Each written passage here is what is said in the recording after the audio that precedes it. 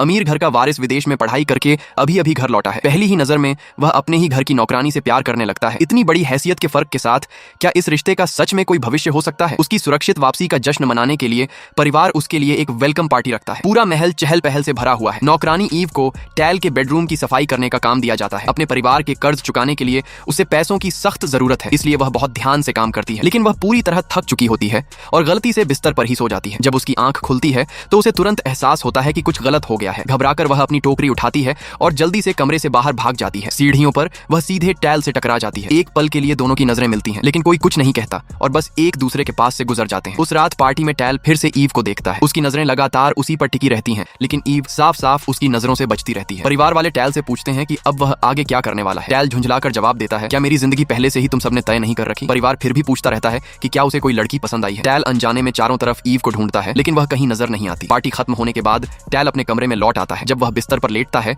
तो उसे चादर पर एक हेयर टाई दिखाई देती है। यह बिल्कुल वैसी ही है जैसी ईव पहनती है। टैल उसे हाथ में लेकर सोच में डूब जाता है। उधर ईव को भी नींद नहीं आती। वह टहलने के लिए नीचे स्विमिंग पूल के पास चली जाती है। वहीं उसकी मुलाकात टैल से हो जाती है, जिसे भी नींद नहीं आ रही होती। टैल हैरान होकर पूछता है कि वह यहाँ क्या कर रही है। ईव कहती है कि उसे नींद नहीं आ रही थी, इसलिए वह टहलने निकल आई, लेकिन वापस अपने कमरे का रास्ता ढूंढते हुए भटक गई। ये सुनकर टैल हल्का सा हंस पड़ता है। वह ईव के करीब आता है और उसे उसका हेयर टाई वापस देता है। ईव घबराते हुए उसे लेती है और समझाती है कि सफाई करते समय उसे झपकी आ गई थी और वह गलती से इसे वहीं छोड़ गई। ये सुनकर टैल की जिज्ञासा और बढ़ जाती है। अचानक वह ईव से पूछता है कि क्या वह आज की रात उसके साथ कमरा बदलना चाहेगी। उसे यह ख्याल बड़ा मजेदार लगता है। यह सुनकर ईव वहीं पर ठिठक जाती है।